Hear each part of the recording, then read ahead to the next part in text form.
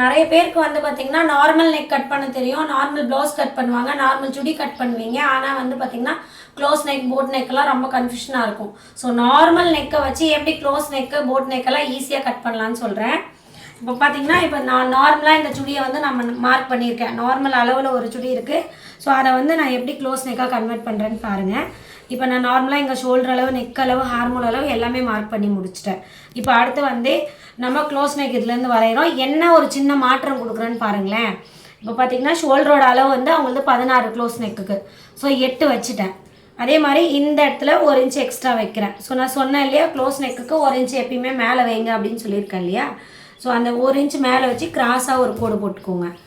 நிறைய பேர் வந்து ஃப்ரண்ட்லேயும் கிராஸ் வைக்கணுமானா ஃப்ரண்ட்லேயும் கிராஸ் இருக்கணும், பேக்லேயும் கிராஸ் இருக்கணும், ஃப்ரண்ட்லேயும் கிராஸ் இருக்கணும். ஸோ நெக் வித் பார்த்தீங்கன்னா 3 வச்சுருங்க. ஸோ இப்போது ஷோல்டர் கிராஸ் வந்துருச்சு, உங்களுக்கு ஷோல்டர் அளவு வந்துருச்சு. இந்த நார்மல் அளவுலேருந்து இதை தான் சேஞ்ச் பண்ணியிருக்கீங்க. இப்போ ஹார்மோலுக்கு வரேன். ஹார்மோல் பார்த்தீங்கன்னா இங்கேருந்து 1 இன்ச்சு கீழே இறக்கிக்கோங்க. ஸோ இதுதான் உங்கள் ஹார்மோலோட அளவாக இருக்கணும். ஸோ இந்த ஹார்மோல் அளவை ஸ்ட்ரைட்டாக ஒரு கோடு போட்டுக்கோங்க. அதே மாதிரி இதை இங்கே கன்வெர்ட் பண்ணிக்கோங்க, ஜாயின் பண்ணிக்கோங்க. ஸோ ஹார்மோல் அளவு வந்துருச்சு. அதுக்கு மேலே 1/2 இன்ச்சு உள்ளே வச்சு நான் தையல் போட சொன்னேன் இல்லையா, உங்களுக்கு கோடு போட சொன்னேன்ல, அந்த 1/2 இன்ச்சு உள்ளே போட்டுக்கோங்க. இப்போது ஷேப் வரைஞ்சிக்கோங்க.